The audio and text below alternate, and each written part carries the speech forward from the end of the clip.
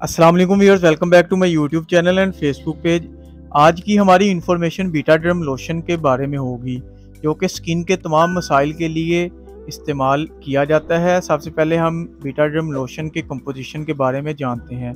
Composition इसकी beta मैथासोन valerate है। इस लोशन का जेनेरिक काम कैटियोसिट्राइड प्लस एंटीबैक्टीरियल पर काम करता है, और जो कंपनी इसको तैयार करती है वो एटको लेबॉरेटरी है, जो कि मल्टीनेशनल कंपनी है। बहुत अच्छी कंपनी है। तो डिटेल में जाने से पहले अगर मेरे चैनल पर नए हैं तो चैनल को सब्सक्राइब करें, वीडियो को लाइक और शेयर ज़रूर करें। तो अब आते हैं बीटा डर्म लोशन की तफसील की तरफ और जानते हैं इस लोशन के बेनिफिट्स कि ये लोशन जिल्द के मसाइल के लिए इस्तेमाल किया जाता है, और इस लोशन को जिल्द की बैरूनी सतह पर इस्तेमाल किया जाता है। अगर किसी को जिल्द पर रेडनेस हो जाए, यानी जिल्द पर जो सुर्ख से धब्बे बन जाते हैं, उसके लिए इस लोशन का इस्तेमाल मुफीद है।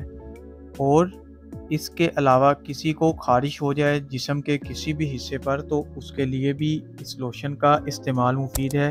इसके इस्तेमाल से एलर्जी खारिश ख़त्म हो जाएगी, और ये लोशन एक्जिमा को ख़त्म करने के लिए मुफीद है। इसके इस्तेमाल से एक्जिमा की बीमारी ख़त्म और दोबारा नहीं होगी। और इसके अलावा चंबल, बाज़ लोगों को सर में चंबल नमूदार हो जाती है, यानी जिस्म के किसी हिस्से में नमूदार हो सकते हैं, और उस चंबल को ख़त्म करने के लिए इस लोशन का इस्तेमाल बेहतरीन है। इसके अलावा ये लोशन ईचिंग को ख़त्म करती है, इसके लिए मुफीद है, और इसका इस्तेमाल सोजन को कम करने के लिए भी किया जाता है। तो ये थे बीटा डर्म लोशन के बेनिफिट्स। और अब बात है कि कैसे इस लोशन को इस्तेमाल करना है। जिस जगह पर लगाना हो उस जगह को अच्छी तरह साफ़ कर लें और खुश्क होने के बाद लगाएं, लेकिन ख्याल रहे कि चेहरे पर ना लगाएं, और जिन लोगों की स्किन हसास है वो ना लगाएं, या फिर अपने डॉक्टर की हिदायत से इस्तेमाल करें। अगर